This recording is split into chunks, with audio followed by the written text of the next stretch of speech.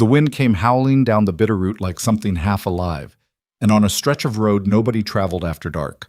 A man on a half-frozen horse found a woman lying face down in the mud. She wasn't moving. Her suitcase was split open beside her, a wedding dress trampled into the road, and a letter clutched so tight in her fist that her knuckles had gone white as bone. He should have ridden past. Every part of him screamed to ride past. But before you hear what happened in that storm, hit that like button and tell me in the comments what city you're watching from, so I can see how far this story has traveled tonight. Batati. Rhett Mercer didn't believe in luck, and he'd stopped believing in mercy somewhere around his 30th birthday. So when his horse balked on the ridge road 3 miles east of Willow Ridge, he assumed it was a wolf or a fallen tree, and not the worst night of his life waiting on him in the mud. The mare was a sour-tempered chestnut named Pilgrim, and she'd carried him through worse weather than this, so when she planted her hooves and refused to take another step, Rhett knew something was wrong before he saw it. He swung down out of the saddle, boots sinking ankle-deep in the cold slop the road had become, and pulled his coat tighter around his shoulders. The rain was the kind that fell sideways, the kind that found every gap in a man's clothing and made itself at home there. "Easy," he said to the mare, more out of habit than because the horse cared. "What have you got?"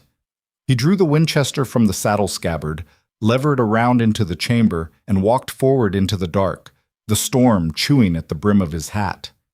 He'd ridden this road maybe 1,000 times in 7 years. He knew every rut, every washout, every place a man could break an ankle if he wasn't paying attention. He knew there shouldn't be anything in it tonight but mud and rocks. He almost stepped on her. His boot came down maybe 6 inches from her face, and he froze. Because for one bad second his brain registered shapes, a hand, hair, the curve of a shoulder, and he thought she was a corpse somebody had dumped on the road. He'd seen that before. Twice. Both times during the war, and once a long time after, when he was still riding north out of the Powder River country with a posse that didn't have the stomach for what it found. But then she moved, just a finger, just the smallest twitch. "Hellfire," Rhett said, and dropped to one knee. She was young. That was the first thing. Not a girl, but young. Maybe 22, maybe 25, hard to tell in the dark, with her face streaked with mud. Her hair was dark and plastered to her cheek, and her lips had gone the color of skim milk. She was wearing a traveling coat that had been a decent piece of work before the rain got to it, and she had no hat, no gloves, no scarf, no nothing. Just a thin city coat and a thinner dress underneath it, and beside her an open suitcase with everything she owned in the world scattered across 10 feet of Montana road. He pressed 2 fingers under her jaw. Her skin was so cold he almost yanked his hand back, and for a second he thought he was too late. Then he felt it. A pulse, slow as a tired clock, but there. "Ma'am," he said. He shook her shoulder. "Ma'am, you gotta wake up for me." Nothing. He shook harder. Hey, come on now, open your eyes." Her eyelids fluttered, didn't open. She made a small sound, somewhere between a moan and a word, and her hand, the one clutching the letter, squeezed tighter. Rhett looked up at the sky like he was going to find someone to argue with up there, and then he looked back at her, and he said something that wasn't fit to print. Pilgrim snorted behind him like she agreed. He couldn't leave her. He knew he couldn't leave her even as part of him was running through every possible way it might be a trick. A woman in the road was an old trick. Bandits used it on the Bozeman Trail more than once. But there was no road agent in his right mind out in weather like this, and she was too far gone to be acting. He pressed the back of his hand to her forehead, burning up, then her cheek, like touching a stone. "All right," he muttered. "All right, you and me are about to get acquainted." Getting her onto the horse was something he'd remember for the rest of his life, and not fondly. She was small, but she was dead weight, and dead weight is heavier than people think. He got his arms under her, lifted, slipped, caught himself, lifted again. Her head lolled against his shoulder, and the mud cold of her made the breath catch in his throat. He got her draped across Pilgrim's withers like a sack of feed, then mounted up behind her and gathered her against his chest with one arm, holding the reins in the other. He looked down at the suitcase. The lid had come open and her things were everywhere. A hairbrush, a pair of stockings, a small leather book, a folded white something he realized after a second was a wedding veil. "Ah, hell," he said quietly. He swung down again, dumped what he could back into the suitcase, latched it best he could in the rain, and tied it behind the saddle with a piece of cord. The wedding veil he stuffed inside her coat because it was the only piece that looked like it might mean something to her, and he was not yet a man who would let a woman lose the only thing she might want to keep. Then he climbed back into the saddle, settled her against him, kicked Pilgrim into a walk, and turned for home. The cabin was 3 miles further on, at the dead end of a track most people in Willow Ridge had forgotten existed. Rhett owned 80 acres of stubborn dirt that nobody else had wanted 7 years ago when he bought it, and he'd built the cabin himself out of lodgepole pine he cut and stripped with his own 2 hands. It wasn't pretty. The chinking was sloppy in places. The chimney smoked when the wind came from the north, but the roof held and the door shut, and that was all he'd ever asked of it. He kicked the door open with his boot, ducked under the lintel, and carried her inside. The fire in the stove had gone down to coals, and the air inside wasn't much warmer than outside, but at least there was no rain in it. He laid her on the bed, his bed, the only bed, and stood over her a minute, dripping, trying to figure out where to start. She was shivering now. That was good. When they stopped shivering was when you started to worry. He got the fire going, threw on every stick of dry wood he had within reach, and didn't care that he'd have to split more in the morning. Hung his wet coat by the door, pulled off his hat. Then he came back to the bed and stood there with his hands on his hips like a man staring at a problem he hadn't asked for. Her coat was soaked through. The dress under it was soaked through. He could feel the cold coming off her from 3 feet away. "Listen," he said, even though she couldn't hear him. "I ain't a doctor. I ain't even a particularly good neighbor. But I'm going to do this thing I got to do, and you are going to have to trust me you woke up alive in the morning." He took off her boots. They were city boots. Thin-soled, pretty, useless. He set them by the stove. He peeled the coat off her shoulders, working carefully, talking the whole time the way a man talks to a spooked horse, just so there was a voice in the room. "There you go. Easy now." The dress was harder. He turned his head while he worked the buttons because she was unconscious and she hadn't given anyone permission for anything, and the least he could do was keep his eyes on the wall. He got her down to her chemise, which was also wet, and he stopped there.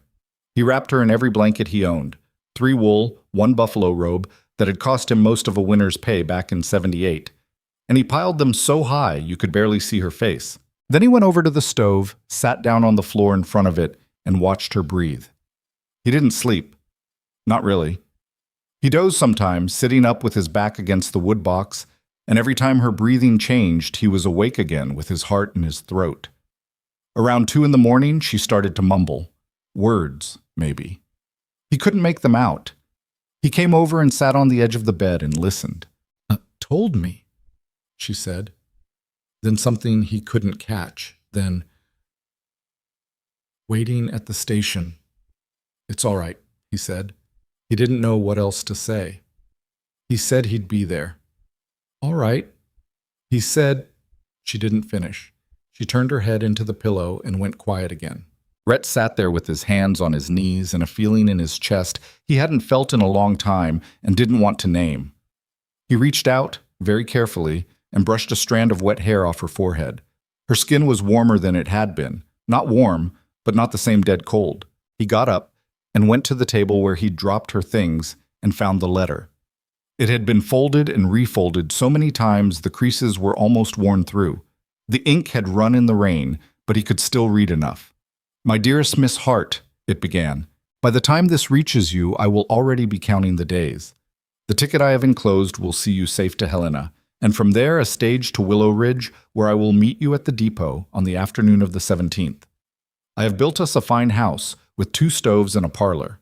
The signature at the bottom was a man named Lawrence Pike. Rhett knew that name. Everybody in the valley knew that name. Lawrence Pike had run a freight company out of Willow Ridge for about 6 months last year before he'd left town in a hurry, owing money to half the county. He'd gone west, last anybody heard, or south, or to hell. Nobody much cared, only that he was gone.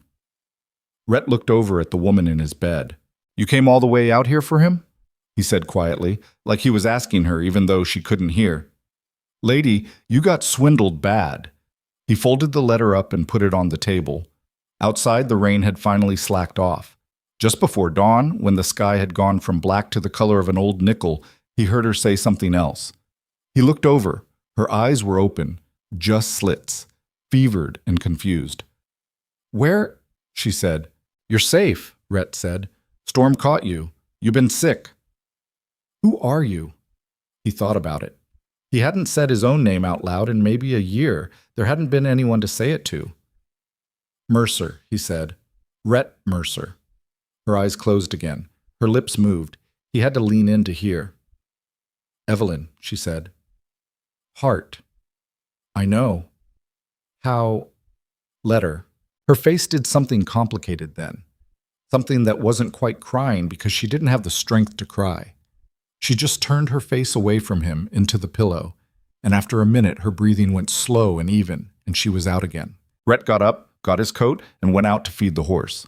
He stood in the gray dawn for a long time with his hand on Pilgrim's neck, looking at the smoke coming out of his own chimney like he'd never seen it before, like it belonged to some other man. She slept the better part of 3 days. The fever broke late on the second night. Rhett knew because he was sitting in the chair by the bed, half asleep, and he heard her give a long sigh, and when he reached out to touch her forehead, it was damp with sweat instead of fire. He thanked the stove, the buffalo robe, and his own stubbornness in roughly that order, and then he went outside and split wood for 2 hours in the dark because he didn't trust himself to sit still anymore. On the third morning, she opened her eyes and they stayed open. He was at the stove making coffee, and he turned around with the pot in his hand, and she was looking at him from the bed. Just looking. No fear, no recognition, no anything. Like a person looking at a piece of furniture and trying to remember if it had been there yesterday. "Morning," he said. She didn't answer. "You want coffee?" She blinked, slowly, her lips parted. Her voice came out smaller than he expected. "Yes, please." He poured it into a tin cup and brought it over and sat on the chair next to the bed. He didn't hand it to her right away. He set it on the little crate that served as a nightstand and waited. "You've been pretty sick," he said. 3 days, give or take. You remember any of it? Bits? Anything else hurt?" She thought about it. "Everything." He almost smiled. He hadn't smiled in so long the muscles in his face felt rusty doing it. "Yeah," he said. "Sounds about right." She tried to sit up. He could see what it cost her. He didn't reach to help because he had a feeling she'd hate it if he did, and he was right. She got herself up onto her elbow, then up against the wall, breathing hard, and she gave him a look that said, "Don't say a word," and he didn't. She picked up the cup with both hands. They shook. She got it to her mouth anyway and took a small sip and closed her eyes. "Oh," she said, "that's awful." "I know." "Why is it awful?" "I don't know. I never figured it out. Same beans everybody else has." She took another sip. "Don't stop making it. It's the best thing I've ever drunk." He did smile that time. A short one. He looked away so she wouldn't see it. She drank about half the cup, and then set it down, and looked around the room for the first time. The cabin was one room, a stove, a table, 2 chairs, a bed, a wood box, a shelf with maybe 6 books on it, a single window with no curtain, a row of hooks by the door with a coat, a hat, a rifle, a coiled rope, a pair of antlers nailed above the door because the man who'd lived here before him had nailed them there, and Rhett had never gotten around to taking them down. "Where is this?" she said. "My place, 3 miles east of Willow Ridge." "Willow Ridge? That's where you were headed, ain't it?" She didn't answer right away. Her face changed. She pulled one of the blankets a little higher. "Where's my suitcase?" "By the door." "Was there a letter?" "On the table." She looked at the table. She looked at the letter on it. She looked away. Rhett gave it a minute. "Miss Hart," he said, "I don't know how to tell you this gentle, so I'm going to tell you straight. Lawrence Pike ain't in Willow Ridge no more. Hasn't been for near a year. He skipped out owing money to half the merchants in town, and nobody knows where he went." She didn't move. She didn't make a sound. She just kept looking at the wall. "I'm sorry," he said. "Don't be," she said very quietly. "It's not your fault." "No, ma'am, but I'm sorry just the same." A long silence. Outside, a magpie was yelling at something. "How long had it been?" he asked. "Since the letters?" 8 months of letters. 16 days of travel. 2 days of waiting at the station in Helena because nobody came. She didn't say it angry. She said it the way a person reads off a list. I had $11 when I got on the stage. I had $2 when I got off. I asked at the depot if anyone knew Mr. Pike. The clerk laughed at me. Likely he would have. I started walking. From the depot? They said it was 12 miles. I thought I could walk 12 miles. In those shoes. In any shoes. I thought maybe he was sick or hurt, or his letter to me had gotten lost. I thought he was waiting at the house and didn't know I'd come. She finally looked at him. Her eyes were dry. Whatever crying she'd had in her, the fever had taken.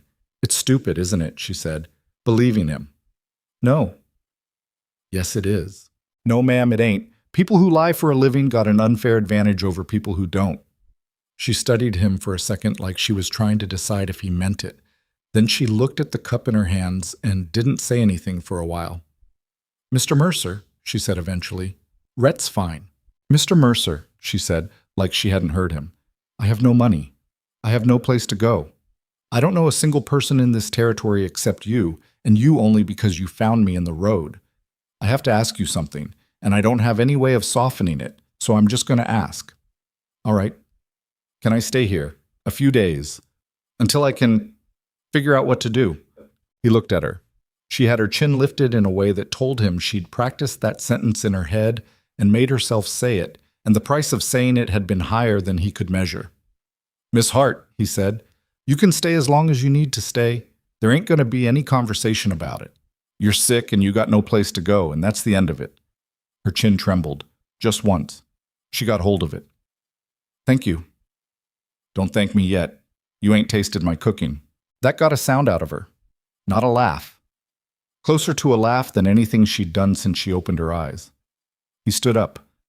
I'll make you something to eat. You finish that coffee, even if it's awful. You've been 3 days without. Mr. Mercer. He stopped. My name is Evelyn. I know. I read your letter. I shouldn't have. I'm sorry. It's all right. It wasn't private. It was just lies. She lay back down then, slow and careful, and pulled the blanket up to her chin and turned her face to the wall. He watched her for a second, then went to the stove and started cracking eggs into a pan. She slept again most of that day. The next morning, she got up on her own and walked to the table, holding onto the wall, and sat down to eat breakfast across from him like a person, not a patient. She was wearing one of his old shirts because everything she owned was still drying on the line. She had her hair in a long braid down her back.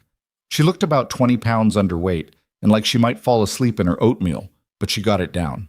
What do you do? She asked, halfway through. Out here. Run a few cows. How many is a few? This year, 43. Is that good or bad? It's surviving. Last year was 38. Where are they? Up in the high pasture. They mostly look after themselves this time of year. I ride up there twice a week. By yourself. You don't have a hired hand or a wife.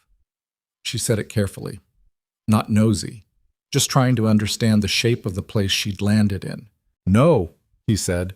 No wife, no hand. Family? He pushed his oatmeal around for a second. Not anymore, he said. She nodded. She didn't ask more. He liked her for that. What about you? He said. Where are you from? St. Louis. Long way. Yes. Family there? My mother died last winter. My father 7 years ago. I had a brother who went to California, and we don't write. Sorry to hear it. You don't have to be sorry about all of it, Mr. Mercer. We'll be here all day. He almost smiled again. It was getting easier. So, Mr. Pike, he said, how'd that start? She set down her spoon. My mother's friend put an advertisement in the paper for me. She thought she thought I needed someone. After my mother was gone, I was alone in the house, and the rent was due, and I had no skills to speak of. I could sew a little. I could read. That was about it. That's more than a lot of folks. Mr. Pike answered the advertisement in November. He wrote beautifully. He said he had a house in Montana with 2 stoves and a parlor. He said he was a businessman. He said... She stopped. He said he had been alone a long time and that he was tired of it. Rhett kept his face still. That last part, she said, I believed the most. I shouldn't have, but I did. Well, he said after a minute, he wasn't wrong about Montana being a place where a person could be tired of being alone. She looked at him across the table. No, she said. I imagine he wasn't. The silence after that was the first silence between them that wasn't awkward. They both seemed to notice it. Neither of them said anything about it. After a while, she said, Mr. Mercer? Rhett. Rhett, then. I'd like to do something useful while I'm here. I can't just lie in your bed and eat your eggs. Miss Hart, Evelyn. Evelyn, you've been on death's doorstep about 4 days ago. You don't have to do anything but get well. Yes, I do. I have to do something, or I'll lose my mind and you'll find me wandering the road again. He looked at her. She was serious. All right, he said. What can you do? I can cook. I can mend. I can clean a house that I'm going to say this, has not been cleaned in a very long time. That's fair. And I can read if there are letters or accounts that need reading. I'm good with figures. You any good with cows? None at all. That's all right. They ain't either, most days. She did laugh then. A short one. She put her hand over her mouth like she was surprised at herself. Then start with what you want, he said. But not today. Today you finish breakfast and you sit by the stove and you don't lift anything heavier than that spoon. Tomorrow, we'll see. Yes, sir. Don't sir me. I worked for a living. Yes, Rhett. He got up and took his plate to the basin. He stood with his back to her for a minute, listening to her scrape the last of the oatmeal out of her bowl, and he thought about how strange it was that the cabin sounded different with another person in it. Quieter, in some way. Like the room had been holding its breath for years and could finally let it out. He didn't trust the feeling. He'd learned a long time ago not to trust feelings like that. They came on you when you were tired and they left you when you couldn't afford to lose them. But he didn't make it go away either. He let it sit there in his chest, small and unfamiliar, and he went outside to chop wood. The first time she went into town with him was 8 days later. He hadn't wanted to take her. He'd ridden in alone twice that week for supplies and to check the mail, and both times he'd come back without saying much. And she'd noticed, the way a person notices when somebody is keeping the weather report from them. Something's wrong, she said the second time while he was unpacking flour onto the shelf. Nothing's wrong. Rhett. He turned around. She was standing by the table with her arms folded, wearing one of his shirts again because the dress she'd come in was past saving and the others were still being mended. Her hair was loose down her back. She'd put some color back in her face in 8 days. She looked against all odds like a person who lived somewhere. People are talking, he said, about me. About both of us. She nodded slowly, like she'd been expecting it. What are they saying? What people always say. That you're here. That you're not my wife. That I'm not your husband. That you turned up under suspicious circumstances and I took you in too easy. Who told you all that? Nobody told me. I have ears. The general store goes quiet when I walk in. Edna Mae Brown crossed the street rather than say good morning. The preacher's wife asked me very politely if I needed any help with anything, which is the closest she's ever come to speaking to me in 7 years. Oh, it'll pass. People run out of things to talk about eventually. Or they don't. Or they don't. She looked at the floor. I should come into town with you, she said. Once. Let them see me. Let them see I'm a person and not a story. You don't have to do that. I do.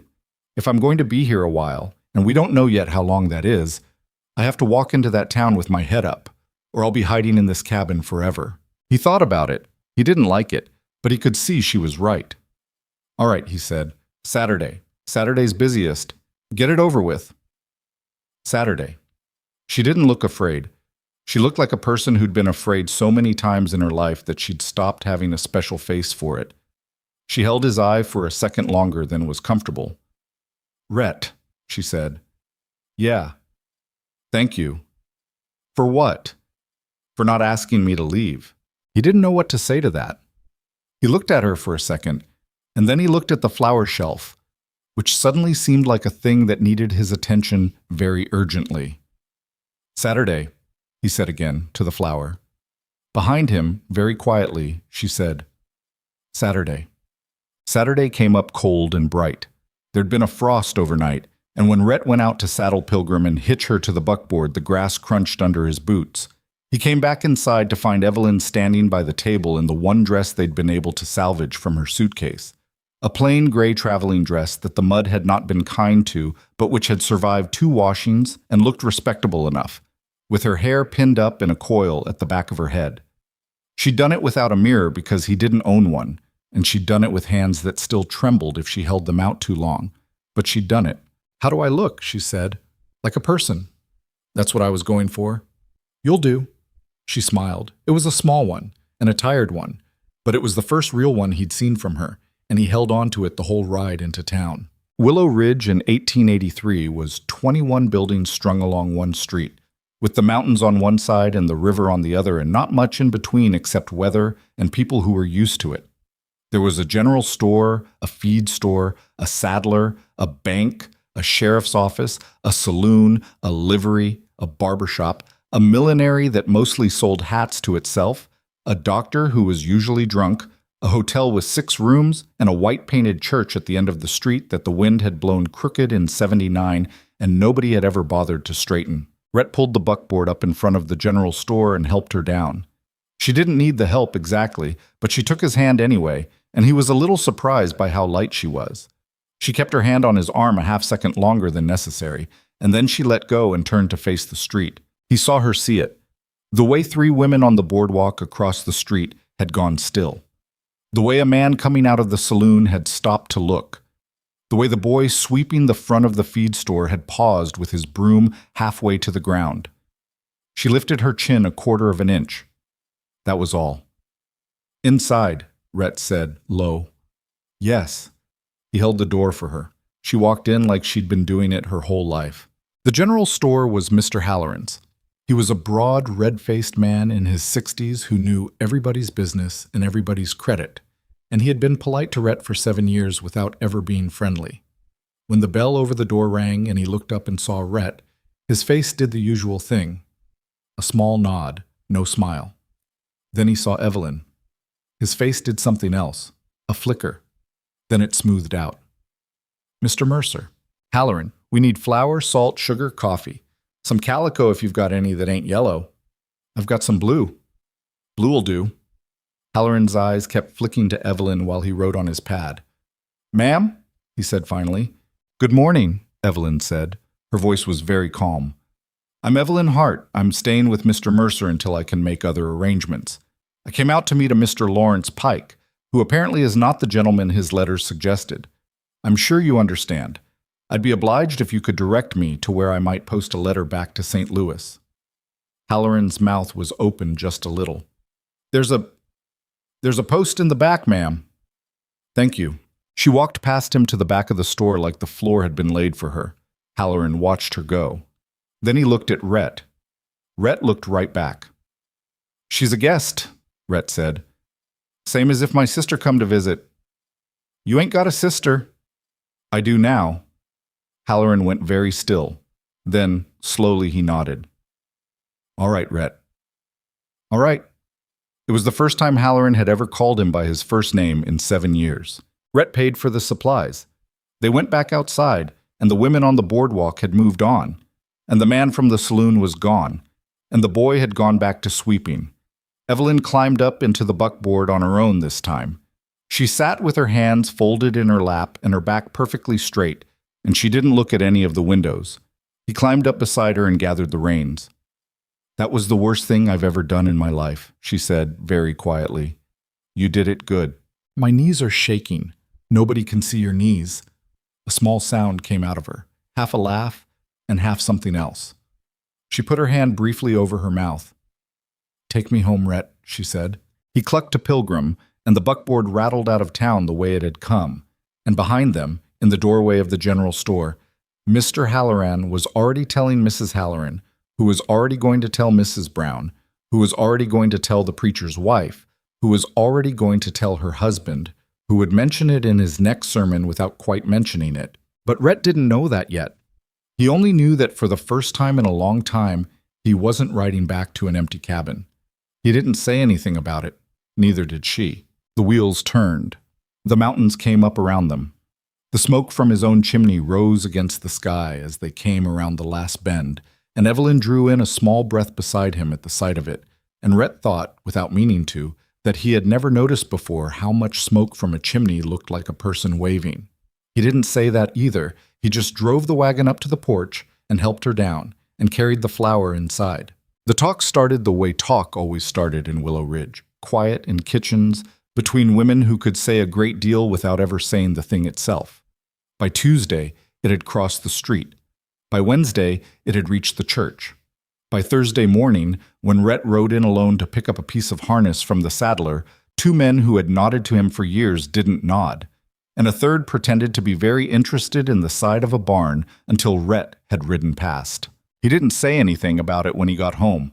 He hung up his coat and put the harness on the table and washed his hands at the basin and sat down to the supper Evelyn had made. A stew, with biscuits she'd figured out how to bake in his stove after 2 days of figuring, and he ate it without comment. She watched him eat. "They didn't speak to you," she said finally. He looked up. "Who told you that?" "Nobody. I can see it on you." He set down his spoon. "It ain't nothing I can't ride out. Rhett, eat your supper." "Rhett, I'm not a child you can move past a subject." He looked at her. She had her hands flat on the table on either side of her bowl, and her eyes were steady, and he understood for maybe the third time that week that he had picked a stranger up out of the road, and the stranger was turning out to be someone he was going to have to reckon with. "All right," he said. "They didn't speak to me. Not Bert at the Saddler, not Carl Tweed coming out of the bank, not old Henley, who I've drank with 3 winters running. They didn't speak. Because of me. Because of what they think is me. Ain't the same thing." "It is the same thing, Rhett. You know it is." He didn't answer. She looked down at her hands. "I'll go," she said. "No, you won't." "Rhett, I said no, you won't." He hadn't meant it to come out hard. It came out hard anyway. He saw her flinch a little, and he hated himself for it. He softened his voice. "Evelyn, where would you go? You got $2 and no kin in this territory, and a face the whole town's been studying. You go out that door tonight, and you might as well lie back down in the road. There's the hotel. With what?" "I could find work." "In Willow Ridge? Doing what? Cleaning rooms for the same women who cross the street to keep from saying good morning to you?" She was quiet. "You stay," he said, "until you got something to go to, not a minute before. And if Bert at the Saddler don't want to speak to me, Bert at the Saddler can keep his mouth shut till hell freezes. I don't ride into Willow Ridge for friends. I never did." She didn't argue. She didn't say thank you either. She picked up her spoon and finished her stew, and they didn't speak for a while, but it wasn't the kind of silence that hurt. Later, while she was washing the dishes in the basin and he was at the table mending a stirrup leather, she said, without turning around, "What did you tell Mr. Halloran about me when we went in?" "I told him you were a guest." "Was that all?" "I told him you were the same as if my sister had come to visit." She kept washing for a second. Then she said, "I don't think Mr. Halloran believed you have a sister." "He don't. I told him I had one now." The water stopped moving. She stood there with her hands in the basin. "Oh," she said. It was a small word. The way she said it made him put down the stirrup leather. She didn't turn around. She wiped a plate with a cloth and set it in the rack, and then another plate, and her shoulders had a stiffness to them that hadn't been there a minute ago. He thought she might be crying. He didn't know what to do if she was crying. So he picked up the stirrup leather again and pretended he hadn't seen anything. When she finally turned around, her eyes were dry, but her face had gone tight in a way that meant she'd told them to stay dry. "I'll go to bed," she said. "I'm tired." "All right. Good night, Rhett." "Good night." She went behind the curtain he'd hung across one corner 3 days after she got there, because it had occurred to him that a woman needed a place to undress without sharing the whole room with him. He'd given her the bed and made himself a pallet by the stove, and he'd told her once that he'd slept on worse, and that was the end of any argument about it. He worked another hour on the stirrup. He could hear her breathing slow and even behind the curtain after a while, and he found himself listening for it without meaning to, the way a man listens for rain on a tin roof when he's trying to sleep. He thought about Bert and Carl and old Henley and the side of the barn. He thought about Halloran's wife and the way she'd looked at Evelyn in the store the second time they went in, 2 days back, with a half smile that wasn't a smile at all. He thought about the woman on the boardwalk, who had said good morning to him last Saturday in a voice loud enough to be sure he heard it, and then said something else under her breath to her friend that he hadn't been able to make out and hadn't wanted to. He was used to people not liking him. He'd lived 7 years on the edge of their not liking him, and he'd made his peace with it. He wasn't used to people not liking somebody on his account. He sat with that a long time. The robbery happened on a Friday. It was the kind of thing that didn't happen in Willow Ridge. The Willow Ridge Bank was a single-story building with one teller, one safe, and a wooden floor that creaked so loud you could hear a man cross it from outside on the porch. And the only thing it had ever been robbed of before was a roll of postage stamps in '79 by a boy from up the valley who'd given them back the next morning crying. This one was different. 3 men, bandanas up, 2 on horses outside, 1 inside with a pistol pressed to the teller's neck. They took every dollar in the safe, almost $2,000, and the teller's pocket watch, and a small leather bag belonging to a rancher named McCabe, who'd come in to deposit a wool check and had the bad luck to be standing at the counter when the door opened. They were gone in less than 4 minutes.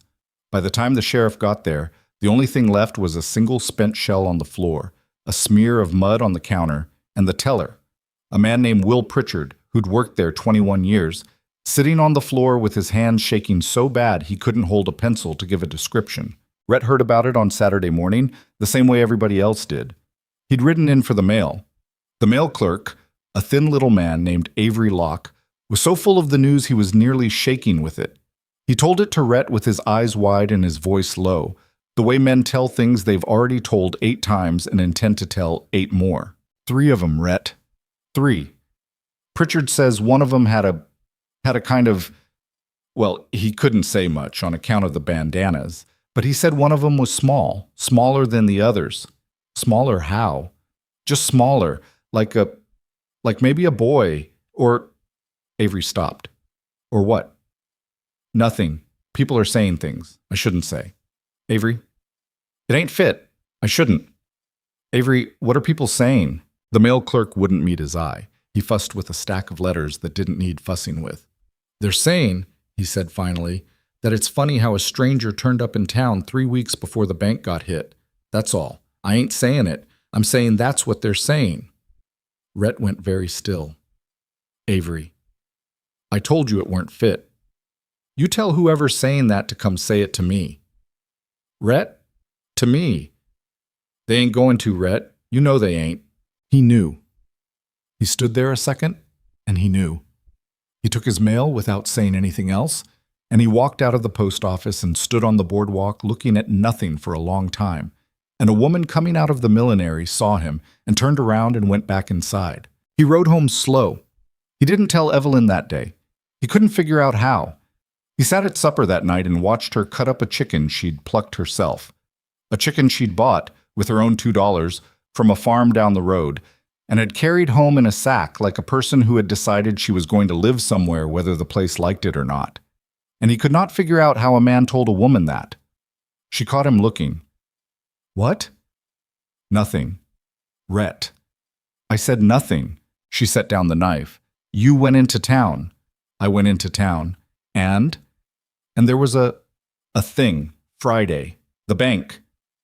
What about the bank? Got robbed. Her hand went to her mouth. Was anyone hurt? No. Thank goodness. How much did they take? 2,000, give or take. In Willow Ridge? In Willow Ridge. She picked up the knife again. That's terrible. Who would do that here? He didn't answer. She kept cutting for a second. Then she stopped. He could see, in the way her hands stilled, that she had heard something in his silence she didn't like. Rhett, they're saying things. What things? Things that ain't fit to say. She set the knife down very carefully and laid it on the counter, like a person being careful with herself. About me, she said. Yes. Because I'm a stranger. Yes. And the robbery happened after I got here. Yes. She didn't say anything for a long time. She washed her hands in the basin and dried them on her apron, and then she came over to the table and sat down across from him. Her face was very pale, but her eyes were steady. Tell me exactly what they're saying. Avery said folks are saying it's funny a stranger turned up 3 weeks before the bank got hit. Funny. That was his word. What else? He wouldn't say. Rhett? What else? I don't know. I think Pritchard, the teller, said one of the 3 robbers was small, smaller than the others, like a boy. He don't know. He didn't see. Or a woman. He didn't say a woman. He didn't need to. She was quiet again. Her hands were flat on the table. She was looking at the grain of the wood like there was something written in it. Rhett, she said finally. Don't say it. Rhett, you have to take me to the sheriff. Tomorrow. First thing. I have to go in and tell him exactly who I am and exactly when I got here and exactly where I was on Friday. Evelyn, if I don't, they'll come for me, and it'll look 10 times worse. I have to walk in there myself. You don't owe Willow Ridge a thing. I owe myself. I'm not going to sit in this cabin and let a town invent a crime for me. He pushed back from the table. He stood up and walked over to the door and stood looking at it. He thought about Lawrence Pike and the 8 months of letters and the $11 at the depot and the way she had walked out of Halloran's store the first day with her chin up like the floor had been laid for her. All right, he said to the door. Tomorrow. Tomorrow. I'm coming with you. Of course. And Evelyn. Yes. If you don't believe you, we leave. We get on the buckboard and we ride back here, and they can do whatever they're going to do, but they're going to do it with both of us standing on this porch. She didn't answer that for a long moment. Then she said, very softly, All right, Rhett. He didn't turn around. He couldn't. He stood at the door and looked at the grain of the wood and listened to her get up behind him and clear the table. The sheriff of Willow Ridge was a man named Beckett Crow. He was 48 years old, broad in the shoulder, narrow in the eye, and he had been sheriff for 11 years, not because he was good at it, but because nobody else had wanted the job in '72 when the last man got shot. He was not a stupid man. He was not a cruel one, either, by his own lights. But he believed in a quiet town, and he believed that quiet towns belonged to the people who'd been in them longest, and he had not made up his mind about Evelyn Hart yet, but he was leaning. When the buckboard pulled up in front of his office that Sunday morning, half of Willow Ridge happened to be on the boardwalk. Rhett would have bet money it wasn't an accident. Sunday morning, everybody was either in church or pretending to be on the way, and the bench in front of the sheriff's office should have been empty, and it wasn't. Crow came out onto his porch as they pulled up. He didn't look surprised to see them. That was the part Rhett didn't like. Mercer. Sheriff. Ma'am. Sheriff Crow, Evelyn said. She climbed down from the buckboard without help. I'm Evelyn Hart. I'd like a word, if you have one. I was figuring I might come out and find you today. Then I've saved you the ride. Crow looked at her a long second. Then he stepped aside from his door. Come on in. Rhett moved to follow. Not you, Mercer. Rhett stopped. She's a guest in my house, Sheriff.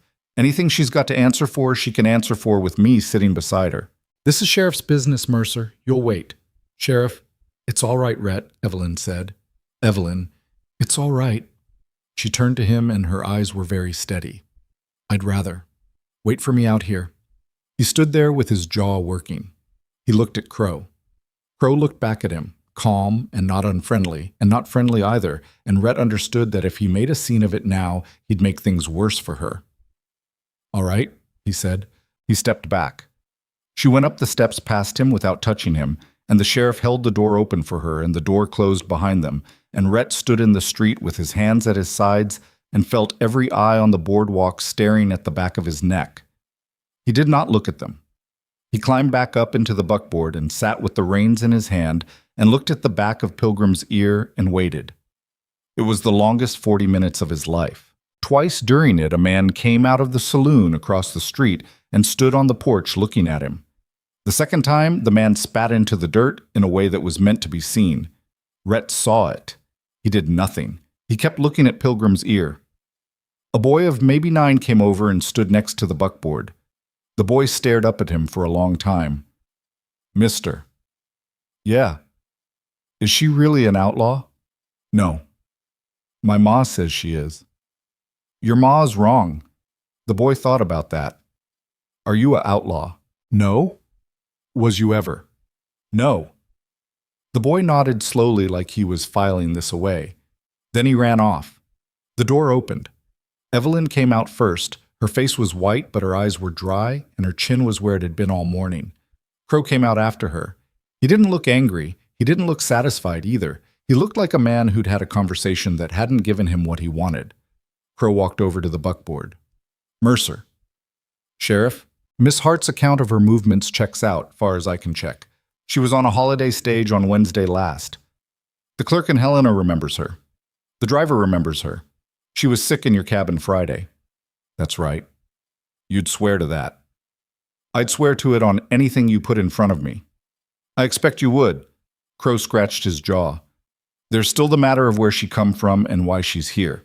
That ain't an alibi question. That's a town question. That's a town question that ain't yours to ask. Mercer. Sheriff, is she charged with anything? No. Is she suspected of anything you can put a name to? Not by me. Then we're done. Crow looked at him for a second. There was something in his face that wasn't quite an apology and wasn't quite a warning either. Then he stepped back. Get on home, he said. Both of you. And Mercer, I'd keep her at the cabin a while. There's some folks in town who've made their minds up, and I ain't going to be able to unmake 'em. I figured. I ain't your enemy, Mercer. I never said you were, Sheriff. Rhett clucked to Pilgrim and the buckboard rolled forward. Evelyn was already up beside him. He hadn't seen her climb up. He didn't remember it. He didn't remember anything about the ride out of town except that she was sitting next to him, and she was breathing, and her hands were folded very tight in her lap. They were past the church and past the last house, and onto the open road before she said anything. He asked me, she said, if I had ever known any men of low character. What'd you say? I said, Sheriff, I came out here to marry one. I just didn't know it at the time. Rhett let out a sound. It wasn't quite a laugh. It was close. He didn't think it was funny, she said. No, I don't suppose he did. He asked me twice if I was sure I'd never been in Wyoming. He showed me a wanted poster. A woman with dark hair. Robbed a stage outside of Cheyenne in March. Did she look like you? She looked like every woman with dark hair and a thin face who's ever been hungry. That ain't a yes. It ain't a no either. I think he wanted it to be a yes. She unfolded her hands and folded them again. He's not a bad man, your sheriff, she said. He just wants there to be a story. He has a town to keep quiet. I know. He wanted me to be the story. I know. She was quiet a while. The buckboard rattled.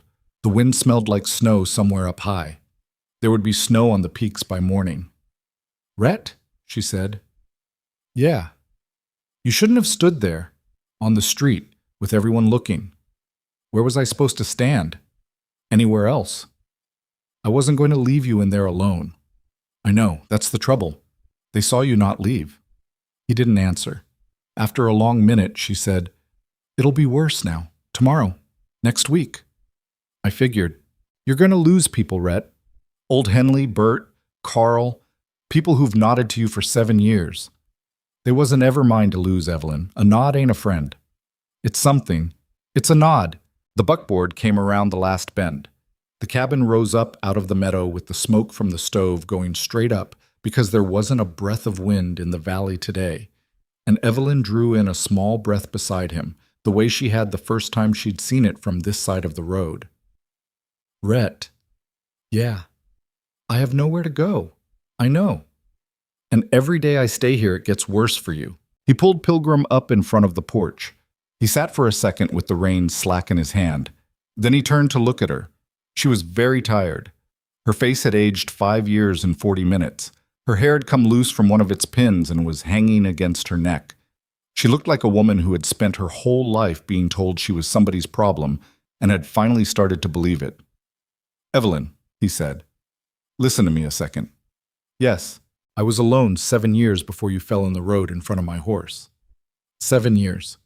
I knew every plank of that floor in there and every knot in the chinking and every place the wind came through, and I knew I was going to die in that cabin one day, and there wouldn't be anybody to find me till the cows wandered down looking for water. Rhett, I'm not done. You let me finish. She closed her mouth. I don't know what we are. I don't know what this is. I ain't a man who's good at anything except cows and weather. But I know this. They can talk till their teeth fall out. They can cross any street they want. They can stop nodding and stop saying good morning and stop letting their wives come within 10 yards of my buckboard. I've been through worse than that. I've been through worse than that by myself, and I am not. His voice caught for a second, and he made it go again. I am not going to lose the first person to set foot in that cabin in 7 years because Bert at the Saddler don't have the spine to look me in the face. She was looking at him. Her eyes had filled, but they hadn't spilled. That's the second longest speech you've ever made to me, she said. What was the first? The one about coffee. He almost laughed. Get down off the wagon, he said. It's cold and I want my supper. Yes, Rhett. He helped her down. She held on to his hand a second longer than she needed to, and this time he didn't pretend not to notice it. He looked at her, and she looked at him, and neither of them said anything because there was nothing yet to say that the saying of wouldn't break. She let go of his hand. She went up the steps and inside. He stood on the porch a second longer, looking out at the meadow and the road and the place where the road went around the bend toward town. He thought about how many times in his life he'd looked at that road and seen nothing coming and felt it as a relief. He thought about how, tonight, he was watching the road like a man who knew something was coming, and he didn't feel relief at all. He felt something with sharper edges, a thing that had no name yet. The wind picked up. The smoke from the chimney bent sideways for the first time all day. Up on the peaks, the snow was already starting. He went inside and shut the door behind him, and the latch caught with a small dry sound. And from the kitchen, Evelyn said, without turning around, "Wash up. Supper's almost ready." And he did. Supper that night was a quiet thing. She had made a pan of cornbread and warmed up the rest of yesterday's beans, and they ate across from each other without saying much. And afterward he washed the dishes because she had been on her feet all day, and he could see in her face that the sheriff's office had taken more out of her than she was letting on. She sat at the table and watched him work and didn't offer to help. He liked her for that too. She was learning the way you learn a person, when to step in and when to let a man stand at his own basin. Rhett? Yeah. What did the boy ask you? In the street. You saw that? From the window. The sheriff has a window. He kept his hands in the water. He asked me if you were an outlaw. And what did you say? I said no. That's all. That's all. He asked if I was. I said no. He asked if I ever had been. I said no. And he believed you. He believed me till his mother gets a hold of him. She nodded, slow. Children remember the first thing they're told, she said. Not the true one. I know. He dried his hands on the rag by the basin and turned around. She was sitting with her hands folded on the table the way she did when she was thinking. The lamp was low. The fire in the stove was getting itself ready for the night. You should sleep, he said. I'm not tired. You're lying. I'm tired, she said, but I'm not going to sleep. There's a difference. He sat down across from her. Talk then. About what? About anything that ain't today. She looked at the lamp. I had a cat, she said after a minute. Back in St. Louis. After my mother got sick. He was a stray. He came around the back door looking for scraps. Then one day he came inside and decided to stay. What was his name? I called him Mr. Brown. He wasn't brown. He was black with white feet, but the name suited him. Where is he now? I left him with the woman next door. She had a softer hand than I did, and she had a fish shop, so he was getting the better end of the trade. She looked at the lamp some more. I told him I'd send for him when I got settled. I haven't sent the letter yet. You can send it. To say what? Come live in a barn 3,000 miles from where you were born with a man my friend has never heard of. Mr. Brown wouldn't make it past Kansas City. He might. He wouldn't. She rubbed at her eye with the back of her hand. It might have been tiredness. He didn't ask. What about you? She said. When you were a boy, what did you have? He thought about it. A dog. What kind? Mutt. Yellow. He showed up at the same time you'd think Mr. Brown showed up at your back door, and he stayed about the same way. His name was Buck. Don't ask me why. My mother named him. Was he a good dog? He was a great dog. What happened to him? He got old. Oh, it's all right. He had a good run, 16 years. He died on the porch one afternoon in the sun, and I dug the hole, and my mother said something nice, and my brother helped me lay him in it. Your brother? Yeah. You don't talk about him? No. Is he? He's alive, far as I know. She didn't ask any more. He was grateful for it. The fire popped in the stove. He could hear the wind picking up outside, the kind of wind that meant the snow on the peaks would be coming down to the valley by morning. Rhett. Yeah. Why did you bring me here? Really? He thought about that for a long time. She didn't push him. She just waited. I think, he said, because I couldn't have lived with myself if I rode past. That's not the same as why you brought me here. No, it ain't, but it's the part I can say tonight. She studied him. Then she nodded, slow. Fair enough. She stood up. She put her hand on the back of his hand for a second, just laid it there, light, the way you'd lay a hand on a horse's neck. And then she went behind the curtain. He sat at the table a long time after that. He didn't move. He couldn't have said what he was thinking. He just sat there until the lamp had gone low and the fire was nearly out. And then he banked the stove and lay down on his pallet and listened to the wind and to her breathing on the other side of the curtain, and he slept. The snow came 2 days later. It came down in the night, soft and steady, and by morning the meadow was white and the road was gone, and the cattle up in the high pasture were stamping a circle into the snow, looking for grass that wasn't there anymore. Rhett spent the better part of 2 days moving them down to the lower pasture by himself, and he came home each evening with his hands frozen into the shape of the reins and his face burned by wind. Evelyn had supper waiting both nights. Hot supper. She had figured out his stove. She had figured out where he kept the salt and the lard and the dried beef, and she had figured out that he liked his coffee strong enough to walk by itself, and she had figured out that he didn't say anything when he liked something, but he came back for seconds. And on the second night when he came back for thirds, she said, without looking up, "If you want to compliment a woman's cooking, Rhett, you can use words. I don't know any. Try one. It's good. There. You see? You're learning." She poured him more coffee. He let her. That was Monday. On Tuesday morning, a rider came up the road. Rhett saw him from the porch before he saw who he was. The horse was a roan. The man was tall in the saddle. He was coming slow because of the snow, and he wasn't hurrying, which meant he wasn't bringing news that couldn't wait, which meant he was coming to talk. It was Sheriff Crow. Rhett went inside. Evelyn. Yes. Crow's coming. She straightened up from the stove. She looked at him. By himself? By himself. She wiped her hands on her apron. She didn't ask anything else. She just walked to the table and sat down with her hands folded in front of her, and Rhett went out onto the porch and stood with his thumbs in his belt and waited for the sheriff to ride up. Crow stopped his horse at the foot of the steps. He didn't get down right away. Mercer? Sheriff? Cold ride. It is. Mind if I come in? You alone. I'm alone. Then come in. Crow swung down stiffly and tied the roan to the post. He stamped his boots on the porch. He took off his hat at the door, which was something Rhett noted and filed away. He came inside and Evelyn stood up. Sheriff? Miss Hart. I won't keep you long. Mercer, I'd be obliged if you sat down too.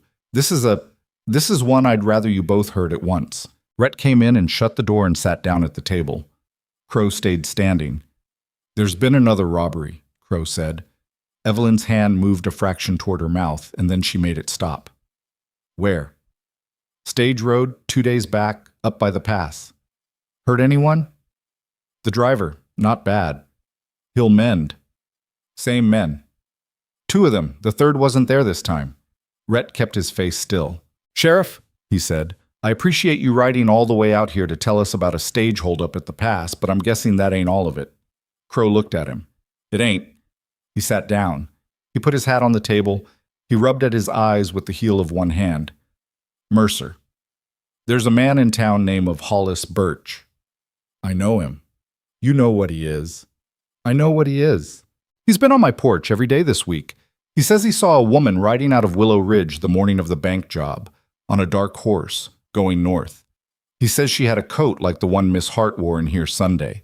He says he didn't see her face. Evelyn went very white. She did not speak. Hollis Birch, Rhett said, slow.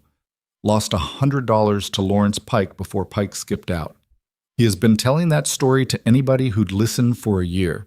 He has been waiting for somebody connected to Pike to walk into Willow Ridge so he could get his $100 back out of their hide. I know that. Then you know what he's saying ain't worth the breath.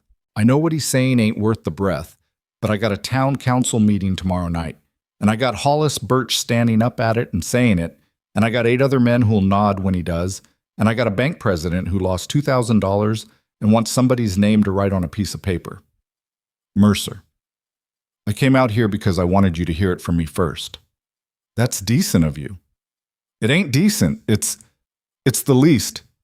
He looked at Evelyn for the first time. Miss Hart, I want you to understand, I do not believe Hollis Birch. I have never believed Hollis Birch. I would not believe Hollis Birch if he told me my own name. But what I believe ain't going to be enough by Friday. There's going to be talk of a posse. There's going to be talk of an arrest on suspicion while inquiries are made. That ain't a charge. That ain't a trial. But it is a cell. And it is the inside of a cell in a town that has decided about you. Evelyn's hands were folded on the table. She looked at them. How long? She said. Excuse me. How long would inquiries take? To Wyoming? To Cheyenne? To wherever the woman on the poster is?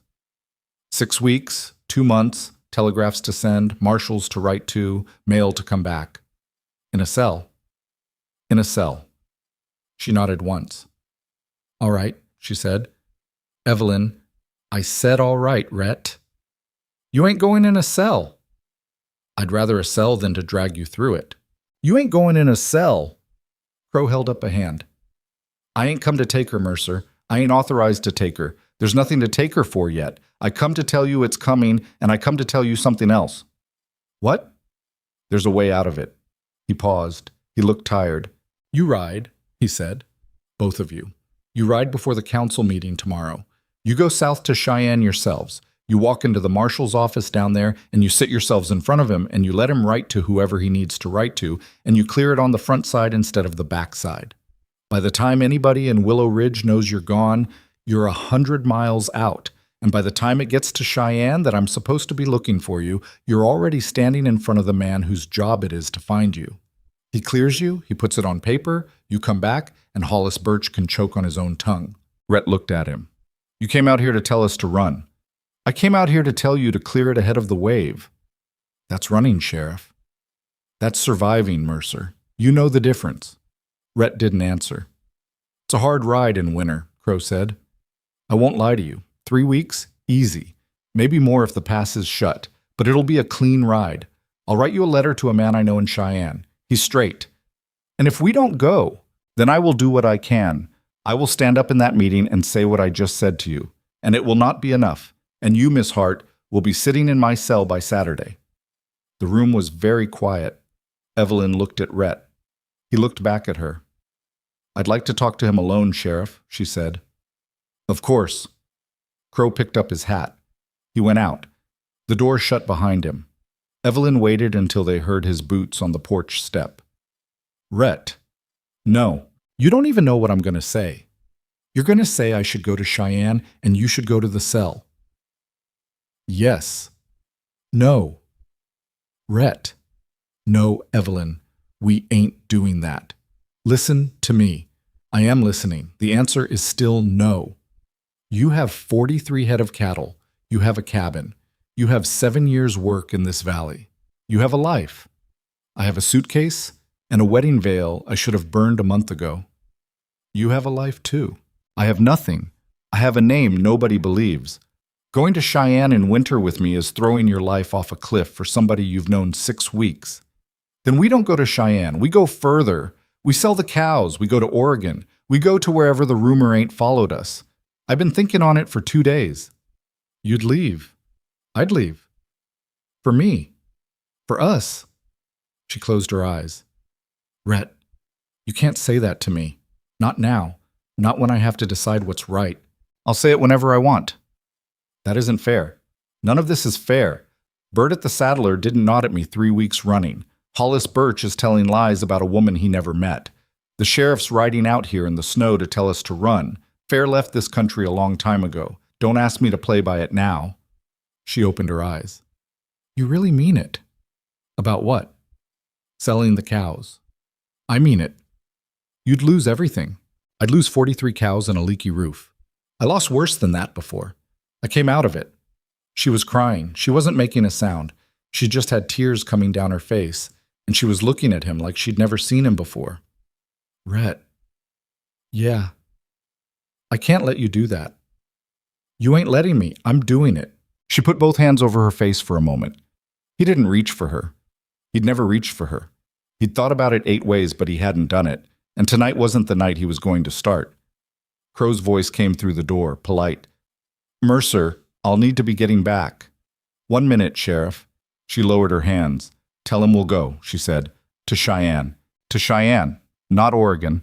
Not yet. We clear my name first. We do it the right way. And then we talk about Oregon." "Evelyn, that's the deal, Rhett. We do it clean. We don't run. We ride south, and we walk into the marshal's office, and we sit there until somebody writes us a piece of paper. And then we come back here, and we look every one of them in the face, and we decide what's next when our heads are clear and the snow's off the ground. Not now. Not in a panic." He looked at her a long second. "All right," he said. "All right? All right. Cheyenne." She let out a breath that had her whole body in it. He got up and opened the door. Crow was on the porch with his hat in his hands and the snow starting again. "We're going," Rhett said. "Cheyenne, day after tomorrow. I need a day to make arrangements for the cows." Crow nodded once. "I'll have your letter written tonight," he said. "I'll send it out with a rider tomorrow so it gets there ahead of you. A man named Sutter. He's a U.S. Marshal. He owes me a couple of favors, and he ain't a fool. All right? Mercer." "Yeah. This ain't a kindness? You understand. I am moving a problem off my street. If she ain't here, Hollis Birch ain't got a face to point at. By the time you come back, the bank robbers will likely have been caught somewhere else, or Birch will have moved on to a new grievance. It is the easier path for everybody, including me. Don't thank me." "I wasn't going to." "Good." He put his hat on. He nodded to Evelyn through the doorway. "Ma'am, I'm sorry for any of it." "Thank you, Sheriff." He went out and rode off. They watched him from the doorway until the roan was a small shape against the snow, and then he was gone. Rhett shut the door. "Day after tomorrow," he said. "Day after tomorrow. I'll go down to Holt's place in the morning. He'll take the cows on shares if I ask him. He's an honest man. He'll keep an eye on the cabin, too." "All right. I'll need to load the wagon tonight. We'll need warm clothes, blankets, what coffee we have, a side of bacon, the rifle, a sidearm if you'll carry one." "I will. You know how to fire one." "My father taught me, a long time ago. I won't be a sharpshooter, but I won't shoot you in the foot either. That's all I'm asking for." She almost smiled. He turned to start sorting through the wood box for the things he'd need to wrap in oilcloth for the trip, and then he stopped, and he turned back around. "Evelyn?" "Yes?" "That thing I said about us. I heard you. I ain't taking it back. I'm not asking you to. I want you to know. Whatever happens.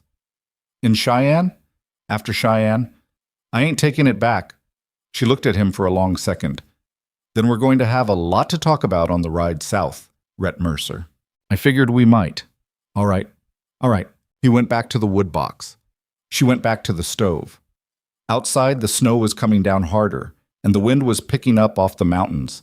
And somewhere out past the bend in the road, Sheriff Beckett Crow was riding back to Willow Ridge with his hat pulled low, already composing in his head the letter he would write to a U.S. Marshal in Cheyenne by the name of Sutter, while in the small cabin at the dead end of the track, 2 people who had each spent most of their lives alone began, without quite saying so, to pack for the same journey. The lamp burned low. The stove ticked. The wind found its way through the chinking in the old places, and somewhere out in the dark a wolf called once and didn't call again. Inside, Evelyn folded a shirt of his that he'd torn at the elbow and that she'd mended 3 nights ago, and she put it in the bottom of the suitcase she had once carried out of St. Louis, believing she was going somewhere else. She closed the lid. She did not latch it. Rhett saw her not latch it. He did not say anything. He went back to wrapping the coffee in oilcloth, and the wind kept finding its way through the wall, and the lamp went lower, and the night kept on the way. Nights do, not promising anything, not taking anything back. Claude responded, "She did not sleep that night. She did not sleep that night." He heard her get up twice, the second time to put another stick in the stove, and the third time, she'd lost count of which time it was by then. She came out from behind the curtain in his old shirt with her hair down, and she sat at the table across from where he was lying on the pallet, and she said, "Rhett." "Yeah, I'm scared." "I know. I keep thinking about the cell." "You ain't going in a cell." "I keep thinking about it anyway. The way it would smell. Whether the window would have bars all the way across. Whether they'd let me have a comb." "Evelyn, I keep thinking about it like it's already happened. Like I can already feel the bench under me. That's what I'm scared of, that I already feel it." He sat up. He rubbed at his eyes. The fire in the stove was getting low again, and he didn't go to it. "Come sit closer," he said. "Where?" "There's a chair by the stove. Bring it." She brought the chair over and set it near his pallet and sat down with her hands tucked under her arms. "Now listen to me a second," he said. "We ain't there yet. We ain't even out the door yet. And the thing about being scared of the cell is you can be scared of it in the cabin or you can be scared of it on the trail. The cabin don't make you any less scared. Trail might. At least you'll be moving." "I know. I've been scared of a lot of things in my life, Evelyn. Most of them I was wrong to be scared of. The ones I should have been scared of, I never saw coming." "That's not comforting. It ain't meant to be. It's meant to say you don't know yet. You don't know what tomorrow is. You don't know what next week is. You're scared of the worst version of every one of them, and the worst version mostly don't show up. Some other version does." She let out a small breath that was almost a laugh. "That's not comforting either. I never said I was good at this." "No," she said. "You didn't." She looked at the stove for a while. Then she said, very low, "Rhett, have you ever been in a jail?" "Yes." "What for?" "I was 18. I was in Bozeman. I'd been drinking. I broke a window I shouldn't have broken. I spent 2 nights in a cell and paid for the window in the morning and never went back." "What was it like?" He thought about how to say it. It was small. The bench was wood. The blanket smelled like the last man. There was a stove in the front office, but not in the cell, and it was cold. "I didn't sleep. I sat up the whole 2 nights with my back against the wall, and I told myself I was a fool, and in the morning I paid for the window." "That doesn't sound so bad." "It wasn't. I was 18 and I'd done the thing they said I'd done. It's a different jail when you didn't do it. I seen men in those too." "In what?" "In jails for things they didn't do. During the war. After. I seen what it does to a man. It ain't the cell, Evelyn. It's the not knowing if anybody's coming for you." She didn't say anything. "I'm coming for you," he said. "If it ever comes to that, wherever you are, I'm coming." She looked at him a long time. "I believe you," she said. "Good." "Rhett." "Yeah."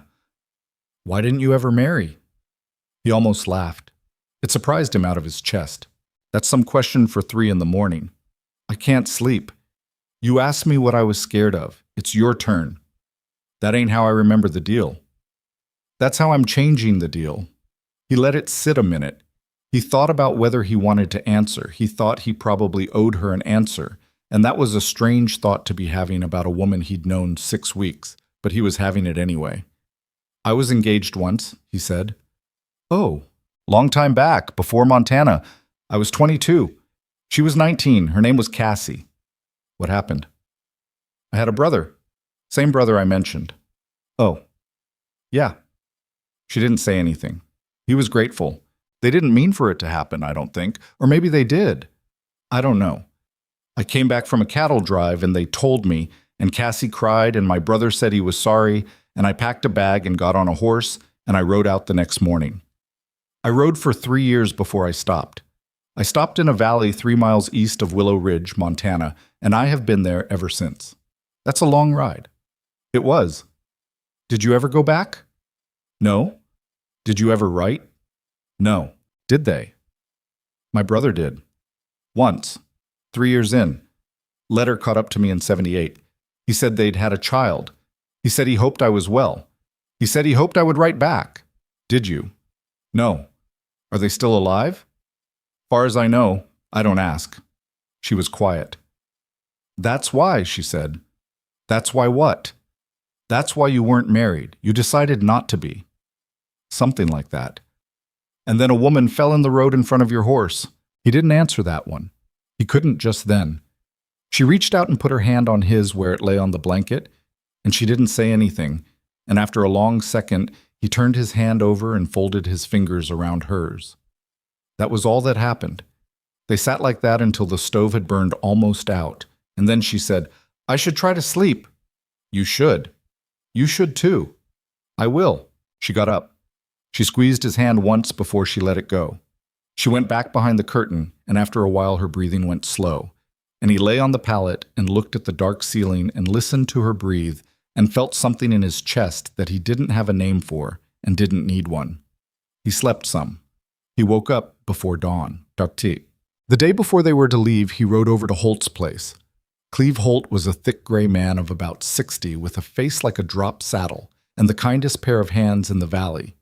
He had run cattle longer than Rhett had been alive, and he had a son and 2 hired men and a wife who had once, when Rhett was sick with grip one winter, ridden the 4 miles over with a pot of broth and left it on his porch without ringing the bell and gone home, and Rhett had remembered it ever since. He told Cleve what was happening, not all of it, enough of it.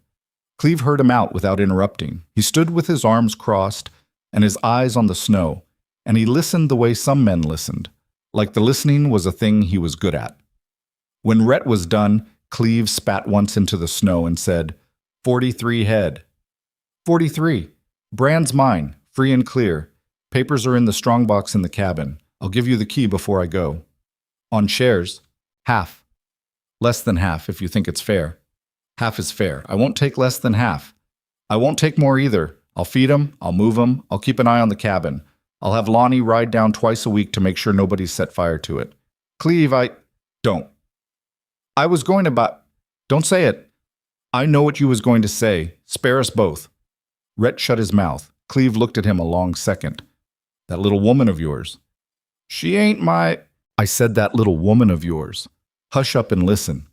That little woman of yours. My Margaret seen her in town that first day with you. Margaret came home and said to me, Cleve, that woman has been hurt by somebody before she ever come here. I don't know what you done, Rhett, but you better not be a part of the hurting.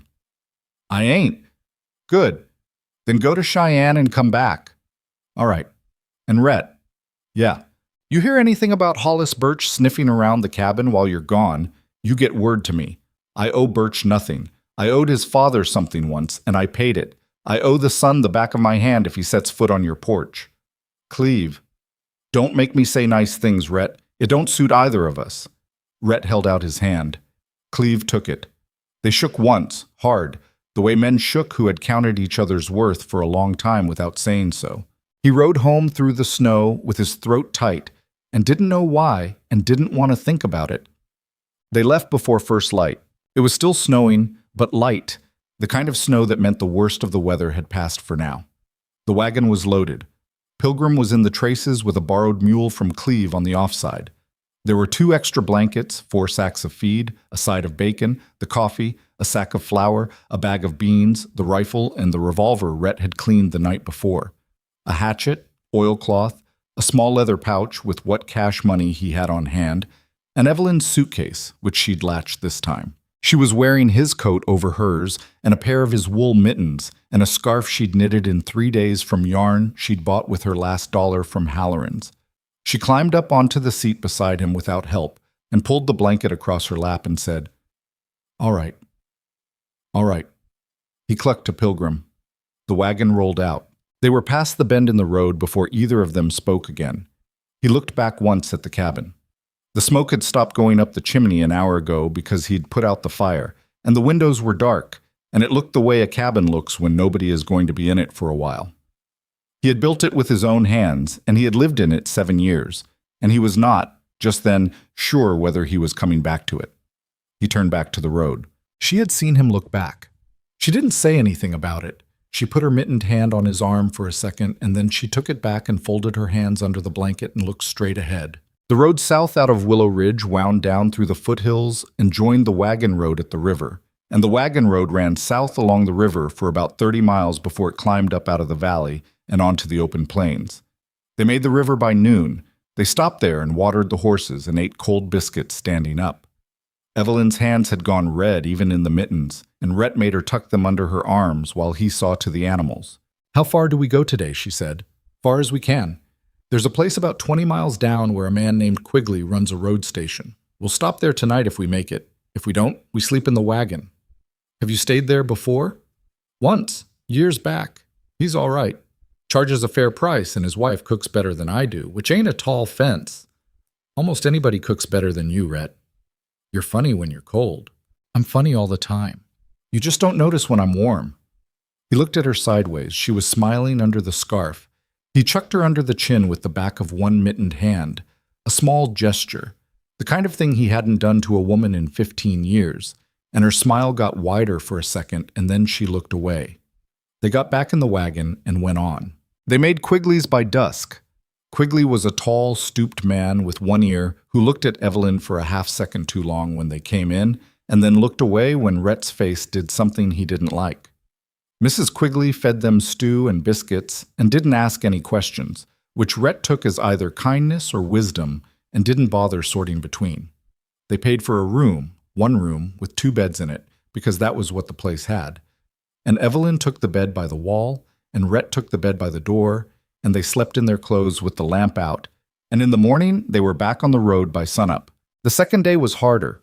The snow had stopped, but the cold had deepened, and the wind came down off the high country in a way that meant business.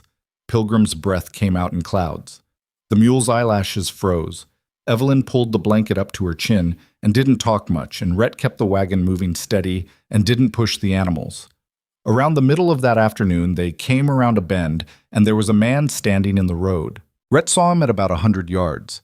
He brought the wagon down to a walk, and he reached, slow, for the rifle in the scabbard by his right boot. "Rhett, I see him." "Just one?" "Just one, so far." The man was standing in the middle of the road with his hands away from his sides. He had a horse 15 feet behind him, ground-tied, head down. He did not look armed except for a rifle across his saddle that he was not near, which Rhett took to mean either he wasn't a robber or he was a particular kind of stupid robber, and he watched him close as they got to 50 yards, then 30, then 20. "Hold up there," the man called. His voice was thin and tired. "Hold up, I ain't no trouble. I got a busted axle and a sick horse, and I'd give a lot for a hand or even a word." Rhett pulled the wagon to a stop at 15 yards. He kept his right hand on the rifle stock. "Step out from in front of the wagon, 10 paces to my left." The man did. He moved slow with his hands wide. He was maybe 50. He was thin in a way that wasn't lean. His coat was patched. He had a beard that hadn't been trimmed in months. There was something in his face Rhett recognized, in the way one tired man recognizes another, but he didn't lower the rifle. "Name's Toomey," the man said. "John Toomey. I was bound for the railhead. Wagon broke last night 2 miles back. Couldn't get the axle to take a splint. Horse went lame this morning. I was walking out, looking for help. Anybody with you?" "My boy, 8 years old. I left him with the wagon. He's wrapped in every blanket I got, and I told him don't move till I come back." Rhett looked at Evelyn. She looked back at him. She didn't say anything. She didn't need to. He could see her face change at the words, "my boy, 8 years old," and he knew what was going to happen the same way he'd known about her at 15 feet on the road in the storm. "Mr. Toomey," she said, "get up on the back of the wagon. We'll go to your son first." "Ma'am." "Bless you, ma'am. Don't thank me yet. Get up." He climbed up onto the back of the wagon. He weighed nothing. Rhett kept the rifle across his knees as they turned and went back the way Toomey had come. Slow, because the wagon couldn't be hurried on this road, and because Rhett's eyes were on every tree and every rock from here to the broken wagon. He had not lived this long by trusting strangers in the road. He had lived this long by being lucky once with one of them and careful with all the others. The wagon was where Toomey had said. So was the boy. The boy was wrapped in 3 blankets in the back of the broken wagon, and he was so cold he couldn't speak when his father climbed up and said his name. Evelyn was off the seat before Rhett had brought Pilgrim to a stop. She climbed up into the back of the broken wagon, and unwrapped 2 of the blankets and put her own bare hands on the boy's face, and then his hands, and then his feet, one after the other, the way she had, Rhett realized, almost certainly seen her own mother do for somebody once. "He's cold, but he's all right," she said. "Get him into our wagon. Wrap him up. There's a flask of coffee in the crate. It's gone lukewarm, but it's something." "Yes, ma'am." They got him into the wagon. They got Toomey's gear into the wagon, the horse they could do nothing for. Rhett looked it over and said low to Toomey, "He ain't gonna make it another 2 miles, John. He's done." Toomey nodded. His face went a little grayer. "I know. I can do it now, or you can do it in an hour." "You do it. I done it 3 times in my life, and it don't get easier." Rhett did it. It was quick. He didn't enjoy it. He came back to the wagon. Evelyn had the boy in her lap with the blanket around him, and the boy was awake enough now to be looking at her with a kind of wonder that Rhett understood completely. "Where were you headed?" Rhett said to Toomey. "Cheyenne. Got a sister there. My wife, she, last winter. It's just me and the boy now. We're headed to Cheyenne." "Mister?" "Get in the wagon, John." Toomey got in. The man was crying a little, quiet, the way some men cry when they've been pretending not to for a long time, and somebody hands them a reason to stop pretending. They went on south. That night they camped because there wasn't a road station within reach. Rhett built a fire bigger than he'd usually have built, and Evelyn made a stew out of what they had, and the boy ate 2 bowls of it and fell asleep against her side. And Toomey sat on the other side of the fire with his hands wrapped around a tin cup and told them, in a thin, halting voice, about a farm in Iowa that he'd lost, and a wife who'd gone in childbirth a year ago, and a sister he hadn't seen in 12 years who had written him a letter that said, "Come." He told it the way a man tells things he hasn't been allowed to tell anyone in a long time. Evelyn listened. She didn't say much. She nodded in the right places. She poured him more coffee when his cup got low. Rhett watched her over the fire. He watched her with the boy's head against her arm and her free hand resting in the boy's hair. And he watched her listen to a stranger talk about losing his wife in a way that didn't pity the stranger and didn't push him to be done, and he understood something he had been not understanding for 6 weeks. The cabin had been quiet for 7 years before she came. The cabin had been quiet because he had wanted it to be. He had set himself up with quiet, the way another man might set himself up with whiskey, and he had told himself it was peace, and it had not been peace. It had been the absence of being known. He had not known he was missing anything. He knew now. He didn't say any of it. He fed the fire. He let her be the warm one for the stranger and the boy. He sat with his rifle across his knees and his eyes on the dark beyond the firelight, the way a man sat when he was guarding something that mattered, and he understood, sitting there, that he was guarding something that mattered. After a while, Toomey lay down with the boy curled against him, and Evelyn pulled a blanket up over the both of them and came around the fire and sat down beside Rhett. "You're going to be cold tonight," she said. "You gave them your buffalo robe." "I'm fine." "Liar." She unfolded a blanket and put it across both their shoulders and sat close to him with her hands tucked under her arms. "Rhett." "Yeah." "Thank you for not leaving him in the road." "You didn't either." "I would have. I think a year ago I would have. I would have looked at him and decided he was somebody else's problem, and I would have ridden past." "You don't know that." "I do know that. I know who I was a year ago." She was tired and she was scared, and she didn't have anything to give to anyone. She looked at the fire. "You've changed me," she said. He didn't answer. He couldn't. She let her head rest against his shoulder for a second. Just a second. Then she sat back up because the cold was the cold and you couldn't pretend it wasn't there for long. "We've got maybe 10 days to Cheyenne with him along," she said. "Maybe 12. About that." "I don't mind." "I know you don't." "Do you?" "I don't mind either." She nodded, slow. "Then we go on," she said. "We go on." The boy made a small sound in his sleep. Toomey murmured something to him without waking. The fire snapped. Out beyond the light, a coyote called, and another one answered, far off. Pilgrim shifted in the picket line. Rhett pulled the blanket tighter around the 2 of them and put one arm around Evelyn's shoulders, and she leaned in against him without ceremony, the way you lean against a thing you have decided to lean against. They sat there a long time without saying anything. The stars came out hard and clear above them, the way they came out in the high country in winter. white and sharp, and so many of them you couldn't pick a single one if you tried. After a while, Evelyn said very low, "If we get to Cheyenne and the marshal clears me and we come back." "When?" "When we come back, Rhett. I want to plant something by the porch." "What kind of something?" "I don't know. Whatever grows. Whatever grows. Whatever grows." He thought about it. "All right," he said. "All right. All right." She closed her eyes. She didn't sleep. Neither did he. They sat with the blanket around their shoulders and watched the fire go down.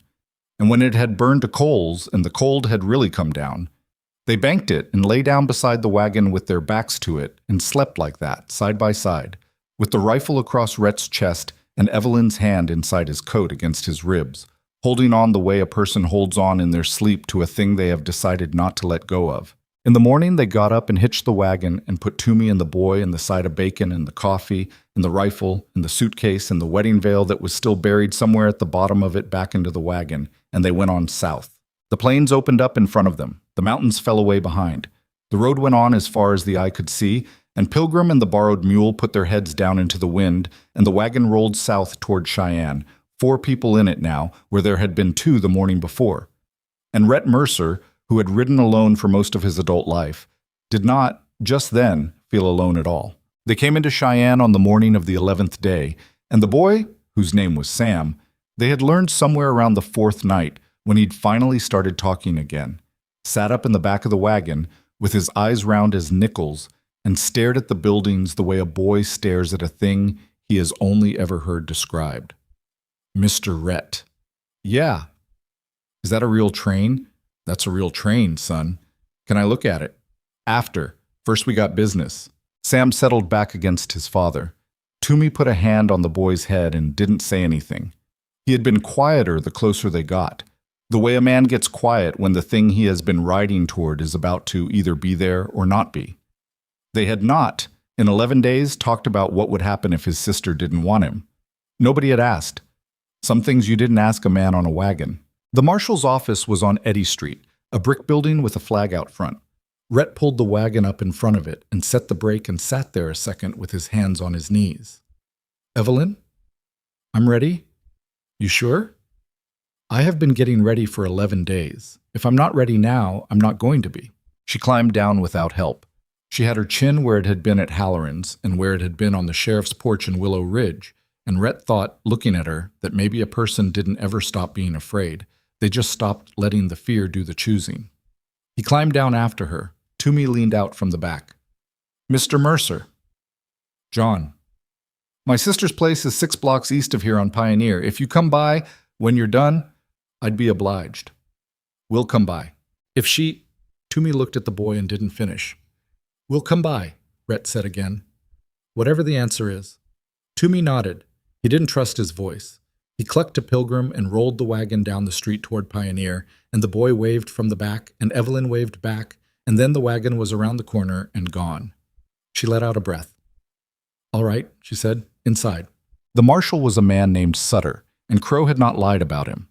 He was about 50, broad in the chest, with a clipped gray beard and a way of looking at a person that made you feel he had already decided about you and was just waiting for you to catch up. He had Crow's letter open on his desk when they came in. He stood when Evelyn entered, and he gestured them both to chairs without ceremony. "Miss Hart." "Marshal, Beck Crow's letter come in 8 days ago. I've spent the time since making inquiries. I expect you'd like to know what they turned up." Evelyn's hand went tight in her lap. "Yes." The woman on the Cheyenne stage poster, name of Della Marsh, far as we can tell, was apprehended in Laramie 9 days ago, with 2 men. They are in custody. They have given full statements. They have admitted to 7 robberies in 3 territories, including a bank job in Willow Ridge, Montana, on the date in question. The room was very quiet. "They admitted it," Evelyn said. "They admitted it. They had the teller's pocket watch on one of them. Inscribed, 'Pritchard, the teller, has been wired and confirmed. They will be tried in Laramie. They will not be coming north.' And the woman. Della Marsh is in a cell in Laramie. She is 26 years old. She has dark hair. She is, by my estimate, 6 inches shorter than you and about 30 pounds heavier. The only thing the two of you ever had in common was that somebody decided you might be the same person. Evelyn closed her eyes. She did not cry. She had cried in the cabin and on the road and once around a fire on the plains, and she had used up, it seemed to Rhett, whatever she had to use on crying. She just closed her eyes and brought her hands up and pressed them flat against her mouth for a moment, and her shoulders did one small thing, and then they were still again. Rhett put his hand on her back. He didn't say anything. Sutter watched them. He had the decency to look down at his desk while he did it. After a moment, he said, "Miss Hart, I will write you a letter today. It will say that I have personally cleared you of any connection to the bank robbery in Willow Ridge, Montana, or any other crime under my jurisdiction. I will date it today. I will sign it. I will affix the seal of this office. You will carry it home, and you will show it to anyone who needs to see it. And if anyone in Willow Ridge gives you grief about it after that, you will write to me, and I will personally make their problem my problem. Are we clear?" "We're clear."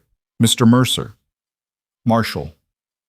Beck Crow asked me in the postscript of his letter to add a note to mine for you. I will add it. It will say that you are known to me as a man of good standing in his county, and that no charge of any kind has ever been laid against you in connection with anything. Will that serve?" "It will serve." "Good." Sutter sat back. He scratched at his beard for a second. "You two have come a long way," he said. "I expect you'd like a day." "We'd like a day," Evelyn said. "There's a hotel on Lincoln. Tell them I sent you. They'll do right by you." "Thank you, Marshall." "Don't thank me. I did my job. The thanks you owe is to Beck Crow, who did his."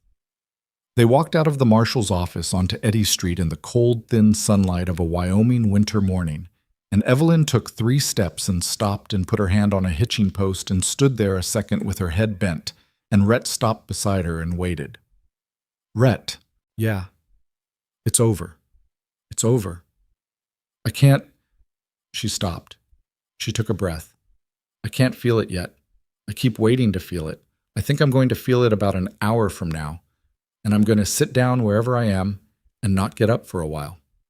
That's all right." "Is it?" "It's all right." She lifted her head. "Let's go find Toomey," she said. "I want to know about the sister before I sit down." He almost laughed. "All right." They walked to Pioneer Street.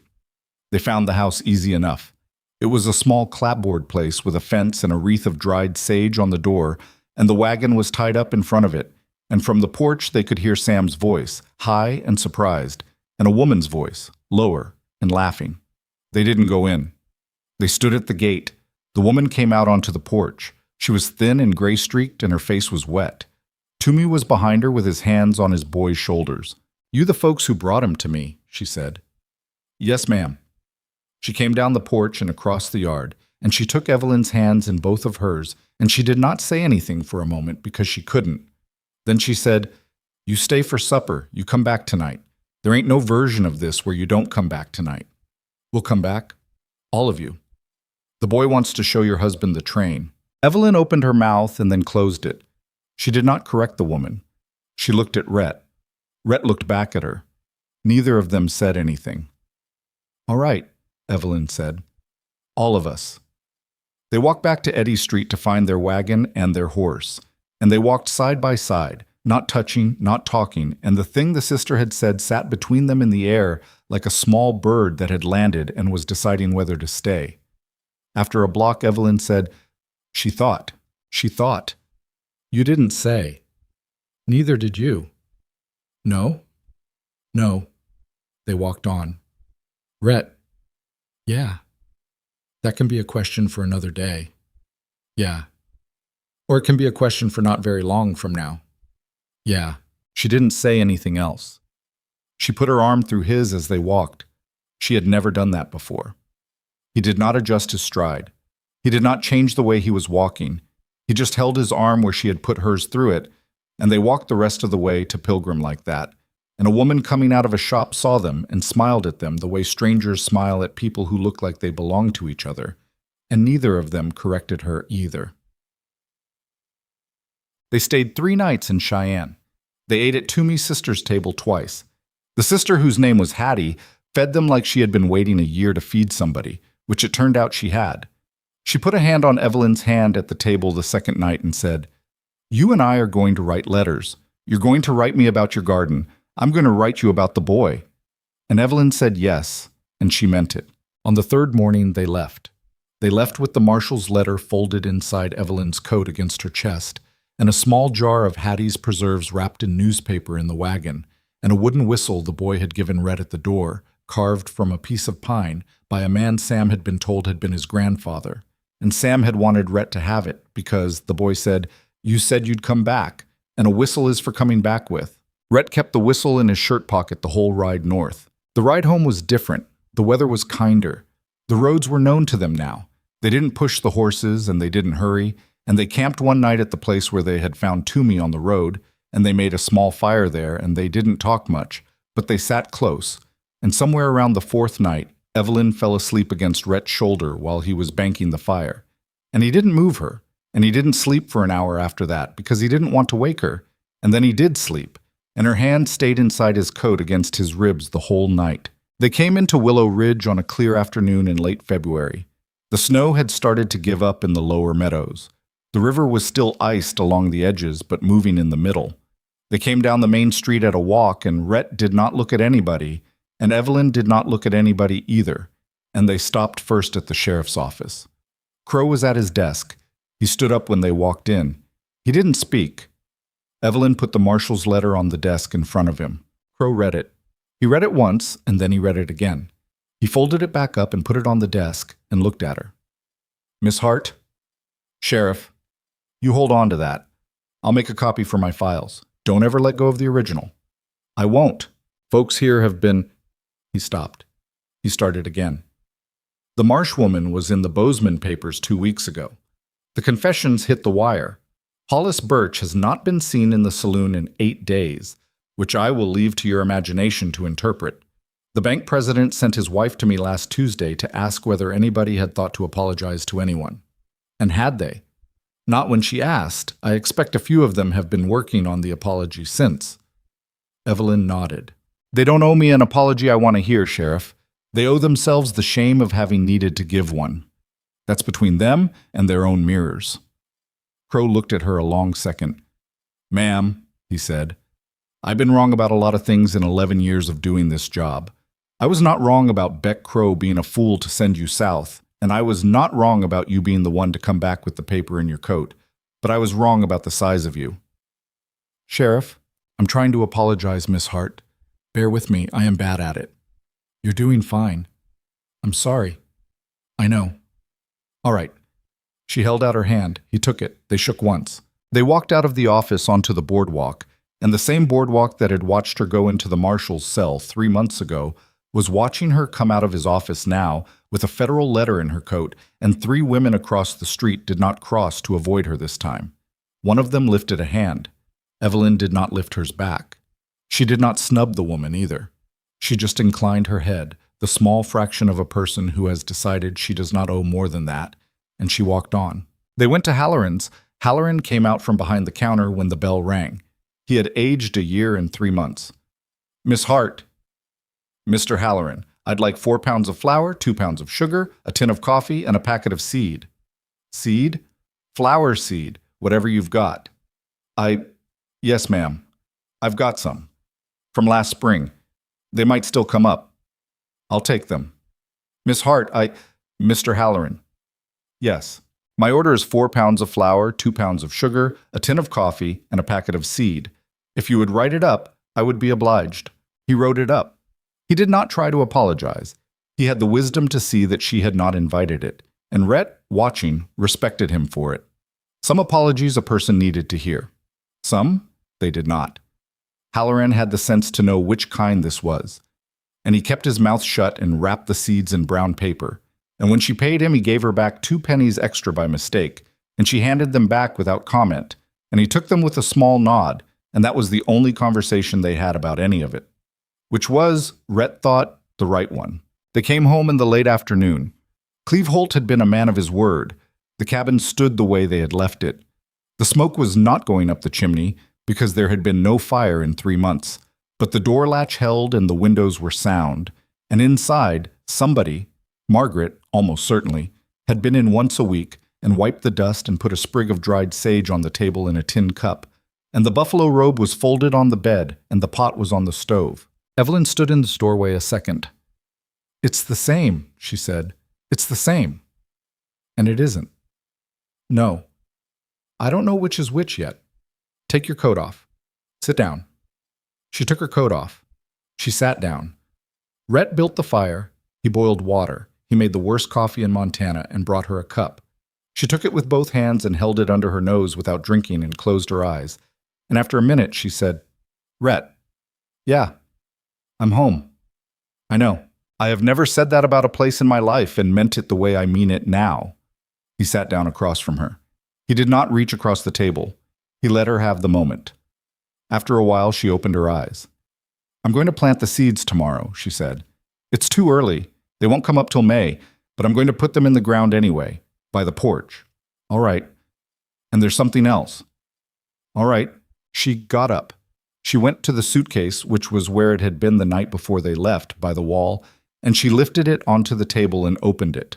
From the bottom, under the mended shirts and the second-best dress and a pair of stockings, she pulled out the wedding veil. She held it for a moment. It was white, or it had been white. It had mud at the hem from the night on the road. It had been folded and refolded so many times the creases were almost worn through. It was the only thing she had carried 2,000 miles for a man who had not been waiting for her, and it had been at the bottom of her suitcase for 4 months now, going wherever she went, like a small white reminder of a person she no longer was. She walked over to the stove. She opened the door. She looked into the fire for a long second. "Evelyn, don't. I wasn't going to. I was going to ask if you needed anything." She almost laughed. "I don't need anything," she said. "I have everything I need." She put the veil in the fire. It went up fast. The lace caught first, then the silk, then the ribbon at the band. There was a small flare of yellow, and then white smoke went up the chimney, and the smell of it was sweet for a second, and then it was gone. And what came out the chimney into the late afternoon sky was indistinguishable from any other smoke from any other wood stove in any other valley anywhere. And Rhett thought, watching it, that this was how a person let go of a thing. Not in some grand gesture, not in some final word, but by mixing the thing up with the ordinary smoke of an ordinary fire on an ordinary day until you could not any more tell which was which. She closed the stove door. She came back to the table. She sat down across from him again. She picked up her coffee and took a sip of it and made a face at it, the same face she had made the first morning in the cabin 4 months ago. "It's still awful," she said. "I know. Don't ever stop making it." "I won't." They sat in the small cabin at the dead end of the track. The light through the window was the color of old gold. Pilgrim shifted in the corral outside. Somewhere down the valley a calf called for its mother, and the mother answered. The stove ticked. The wind came through one of the old gaps in the chinking, the one Rhett had been meaning to fix for 2 years, and it would be there tomorrow too, because some things you didn't fix, you just lived with. "Rhett." "Yeah." "The question. From Cheyenne." "From Cheyenne. The one we said could be a question for not very long from now." "Yeah." "I'm asking it." He looked at her. He thought about Cassie, 22 years ago, who had cried when she'd told him, and his brother, who had said he was sorry, and the 3 years of riding, and the 7 years in the cabin, and the night in the storm, and the way the smoke had gone up the chimney when he came around the last bend in the road with a half-frozen stranger across his saddle. He thought about how he had told himself for a long time that he was the kind of man who didn't need anybody, and how it had not been true, and how the lie had nearly cost him his life. Only the cost had been so slow he hadn't noticed, the way a man doesn't notice he's bleeding until somebody points to the floor. He thought about how the smartest thing he had ever done in his life had been to get off his horse in the rain because the horse wouldn't go forward, and how almost none of the smart things a person ever did were planned, and how most of them were just a matter of not riding past. "Yes," he said. "That's it. That's it. You don't want to think about it for a minute. I've been thinking about it for a minute. The minute started somewhere around when I picked you up out of the mud." She did cry then, just a little. She wiped at her face with the back of her wrist and she laughed once, low. "Then yes," she said. "Yes what?" "Yes to all of it. Yes to the cabin. Yes to the cows. Yes to the awful coffee. Yes to a porch with flowers on it. Yes to writing Hattie about the garden. Yes to whatever comes. All right. All right. All right. She got up. She came around the table. She sat down on his lap, which she had never done before, and she put her forehead against his, and she stayed there a long second, and neither of them said anything because there was nothing else to say. The cabin held them. The stove burned. The shadows lengthened across the floor. After a while, she said very low, "Rhett? Yeah. I want to write a letter tomorrow. To Hattie. To the woman in St. Louis, the one with Mr. Brown. All right. I'm going to send for him. All right. He's a mean cat. He'll bite you. I've been bit before. I had to warn you. Consider me warned." She put her arms around his neck. They sat like that until the light went and the fire was the only thing in the room making any. The flowers, when this came up, were nothing special. They were a kind of cheap mountain pink that Halloran had sold by the packet for a nickel, and they came up scraggly and uneven because Evelyn had planted them too early and the frost had got half of them, and she had to plant a second packet in May to fill in the gaps. Some of them never bloomed at all. The ones that did were small and stubborn and bent sideways in the wind, and they were the most beautiful thing Rhett Mercer had ever seen. Sam Toomey wrote 3 letters that summer. He told them about Cheyenne and about a dog his aunt had bought him and about a tooth he had lost. He sent a drawing of the wagon in the snow with 4 stick figures inside it, and one of them had a long braid, and one of them had a hat too big for his head, and one of them was small. They put the drawing on the wall above the table. Mr. Brown arrived in a crate in late June. He bit Rhett on the 2nd day. By the 3rd day, he was sleeping on Rhett's lap by the stove, and Evelyn said it was the fastest she had ever known him to make a friend. They were married in August in front of the crooked church at the end of the main street, by a preacher who had not 6 months ago made eye contact with either of them, and who was, that day, kinder than he had been in years. Cleve and Margaret Holt stood up with them. Beck Crow came too. He did not speak during the service, but afterward he shook Rhett's hand for a long time without letting go, and Rhett understood, finally, what the sheriff had been trying to say in his office that afternoon in late February. Some apologies a man could not get out in words.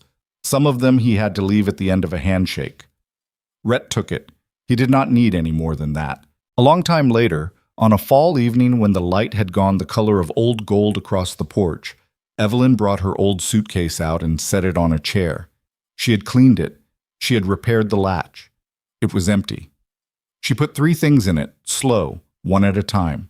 A pressed mountain pink from the porch, a worn blue handkerchief Rhett had given her one day at the side of the road 4 months in, and a small piece of paper folded once. On the paper, in her own steady hand, was one word. She closed the lid. She latched it. She slid the suitcase under the bed, where it would stay. Rhett was on the porch when she came back out. He had a cup of coffee in his hands and Mr. Brown asleep across his boots. The valley was quiet, the way valleys go quiet in the evening when the wind drops, with the smoke from the chimney going straight up against a sky the color of a struck match. She sat down beside him on the bench he had built her in the spring. She didn't say anything for a long time. He didn't either. The thing about surviving, Rhett thought, and he had thought about it more in the last year than in all the years before it put together, was that most folks figured it was about what a man could endure on his own. He had figured that for a long time. He had built a cabin on the strength of figuring that, and he had lived in it 7 years on the strength of figuring that, and he had been wrong. Surviving was not enduring.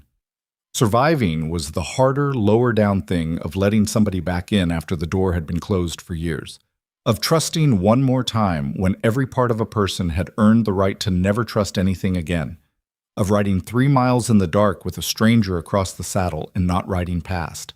The world had not changed. Willow Ridge was still hard. The winter was coming, and it would be a long one. The cows would still wander. Hollis Birch was still in town and would still tell some lie about somebody before the year was out. Lawrence Pike was still out in the world somewhere, lying to some other woman with $11 in a wedding veil, and Rhett could not save her either, much as he wished he could. The valley remained what it had always been, harsh, unpredictable, and not particularly interested in whether the people in it lived or died. But for the first time in a long time, neither of them was facing it alone. Mr. Brown shifted on Rhett's boots and yawned and went back to sleep. Evelyn leaned her head against Rhett's shoulder. He could feel her breath slow down the way it did when she was getting ready to fall asleep on him, which she had started doing in the evenings, and he had not yet gotten tired of. He put his arm around her. He looked out across the meadow at his own life, which had turned out to be larger than he had thought it could be, and which had turned out to fit in a cabin he had built with his own hands 8 years ago without knowing what it was for. He thought, I almost rode past. He thought, most of us almost ride past. He thought, the whole of a life can turn on whether you get down off the horse. And then he didn't think anything for a long time. He just sat on the porch beside her, with the cat on his boots and the cup in his hands and the smoke going up straight, and watched the light go out of the valley, slow, the way it goes when nobody is in a hurry to be anywhere else.